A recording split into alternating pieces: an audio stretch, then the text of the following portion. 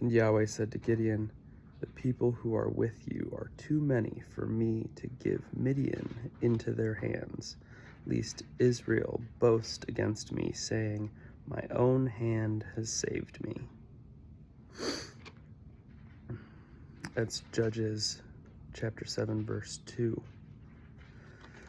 And if you read Judges 6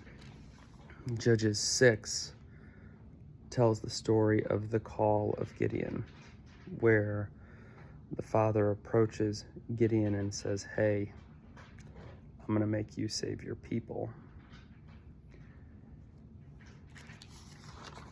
So by the time we get to Judges 7, he's getting ready to use Gideon to do that. And Gideon's assembling his army.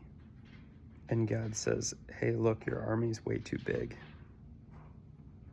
Mind you, the army of Midian is described as is described as locusts, and their camels described as numerous as the sand by the seashore. So the Midian army is humongous.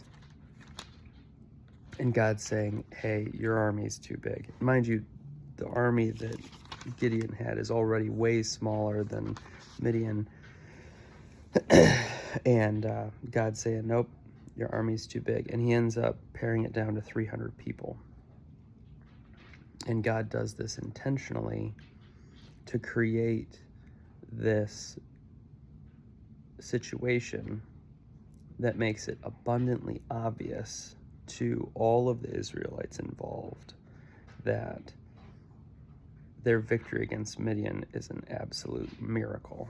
And that's what verse 2 reveals.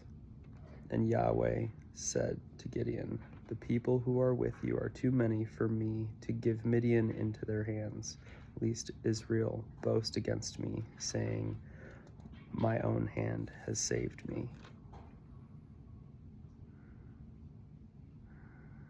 How often do we pray for blessing in our lives and provision in our lives that makes sense to us? How often do we pray for enough money to pay the bills and for the interview to go well and to get the job? And how often are we praying for life to go well in how we see it going well, in ways that make sense, in ways that we can understand it will work out?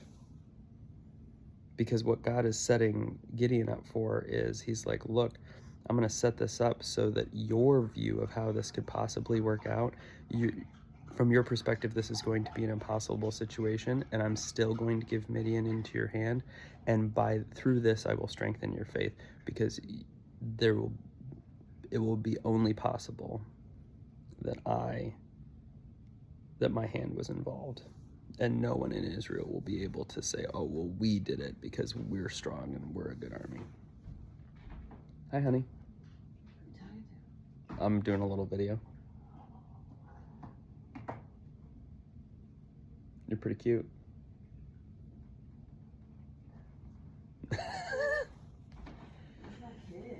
She's feeding the sheep. She's sleeping with them out there. And I would encourage you to read chapter 6, because chapter 6 resonated with me on how much we tend to ask God to prove himself to us. And I think a lot of us have a hesitation to put God to the test. And oftentimes we refer to Jesus telling Satan, "Thou shalt not put the Lord your God to the test." And it seems like a lot of Christians feel like we don't give ourselves permission to ask God to prove himself to us. But read Judges chapter 6, because the patience that God shows Gideon, the patience that God shows Gideon as Gideon verifies the identity of the angel is just beautiful. And he really does it 3 times. He goes and he makes an offering, and he says, hey, let me make you an offering so that I can understand that this is actually you. He does. God burns up the offering without any fire. The fire just comes out of a rock. And then Gideon's like, holy cow. And then Gideon verifies, like, okay, if you're really calling me to do this and what you say is true, then show me a sign. And he puts the fleece out, and he asks for the dew to come, and God proves himself to him again. And then he says, okay, one more time, let me flip this over and now do it the opposite way the following morning with the dew on the grass instead of the fleece. And God does it again. And God patiently proves himself to Gideon and doesn't criticize Gideon for requiring verification.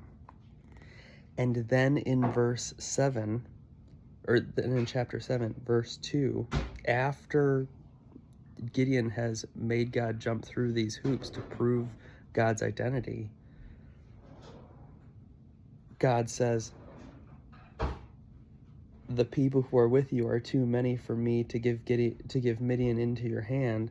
Lest Israel boast against me. My own hand has saved me. And so God's response after being tested by Gideon is like, yeah, watch this. I'm going to make it absolutely undeniable to you and everyone else involved who I am. And so I invite us to read this and to apply this to our own lives. And if you have any doubt as to who God is and whether or not he's talking to you, then read this and ask that God prove himself to you. And I think he will. All right, that's what I've got.